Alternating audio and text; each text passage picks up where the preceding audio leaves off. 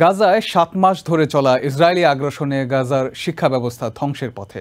Palestinian official data অনুযায়ী গাজার ১২টি উচ্চ শিক্ষা প্রতিষ্ঠান ধ্বংস হয়ে গেছে।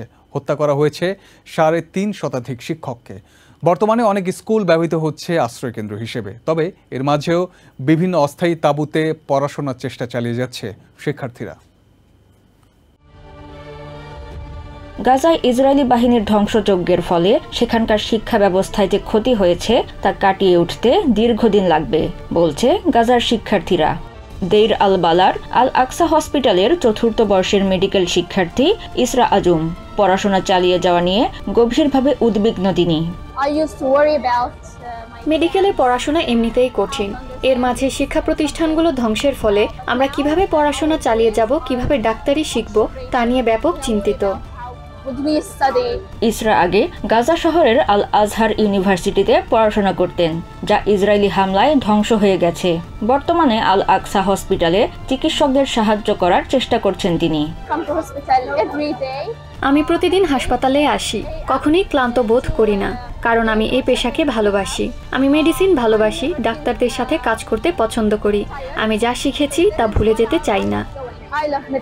সাক্ষরতা ও শিক্ষার প্রতি বরাবরই আগ্রহী গাজা ও দখলকৃত ওয়েস্ট ব্যাংকের বাসিন্দারা, কিন্তু ইসরায়েলের অবরোধ ও হামলার ফলে দুই জায়গারই শিক্ষা ব্যবস্থা ভঙ্গুর হয়ে পড়েছে।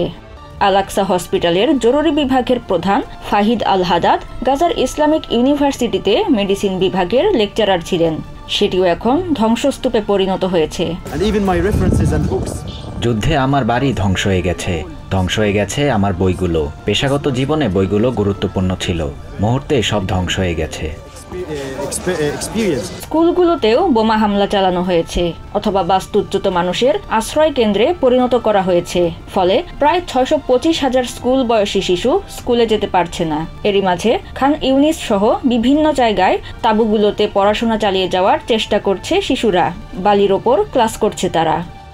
আসমা আল আসতাল একজন স্বেচ্ছাসেবী শিক্ষক, তাঁবুতে ক্লাস নিচ্ছেন শিশুদের। আমরা এই স্কুলটি খুলেছি কারণ আমরা দেখছিলাম বাচ্চারা একেবারে পড়াশোনা করতে পারছে না। স্বেচ্ছাসেবীদের উদ্যোগে এই স্কুল খোলা হয়েছে। জাতিসংঘের তথ্য অনুসারে যুদ্ধের পরে গাজার ৭০%-এরও বেশি স্কুল পুনর্নির্মাণের প্রয়োজন পড়বে। Nazmun Nahar Urmi, TVN 24 news desk. New York থেকে সম্প্রচারিত TVN 24 টেলিভিশন বিশ্বজুড়ে বাঙালির কণ্ঠস্বর।